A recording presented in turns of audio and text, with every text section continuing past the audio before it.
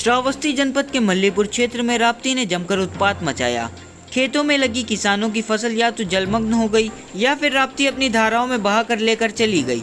किसान अपनी मेहनत की लगाई हुई फसल को अपने सामने बर्बाद होता देख रहा था। वहीं राप्ती की तेज धारा में धान की फसल किसानों की आंखों के सामने बह रही थी। किसान उसे बचाने की कोशिश कर रहा था, लेकिन उसे बचाने में असफल रहा। वहीं जलमग्न हुई धान की फसल पूरी तरीके से सड़ गई।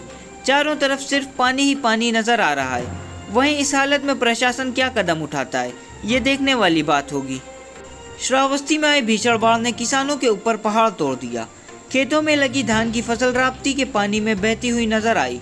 जो फसल कट चुकी थी वो पानी में डूब गई। वहीं किसान अपनी फसल को बचाने के लिए मशक्कत करता रहा, लेकिन राप्ती के सैलाब ने किसानों की आंखों के सामने उनकी लगाई हुई फसल राप्ती की तेज धाराओं में बह गई।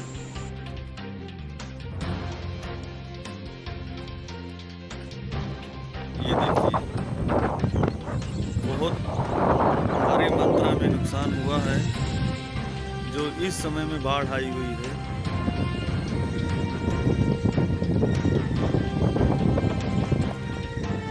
ये देखिए, धान कटा हुआ पड़ा था, बाढ़ आ गई है, पूरा धान सड़ गया सिर्फ 2 ही दिन में।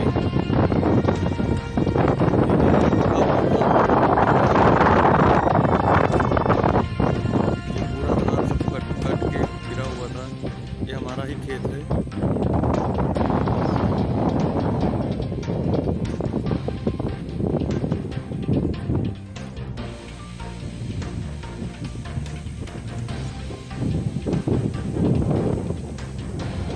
आज हमारे अशरफ नगर में फिर से बाढ़ आ गई है।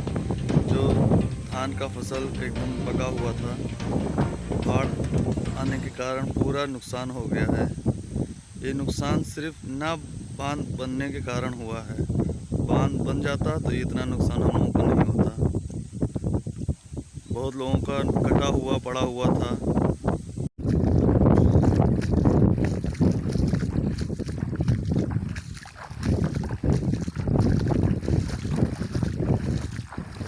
ये देखिए, हमारे गांव के चाचा आ रहे हैं, इनसे बात करते हैं। कितना नुकसान हुआ चाचा? आपका कितना नुकसान हुआ है? सब कुछ कागह में बाकी रहेगा है।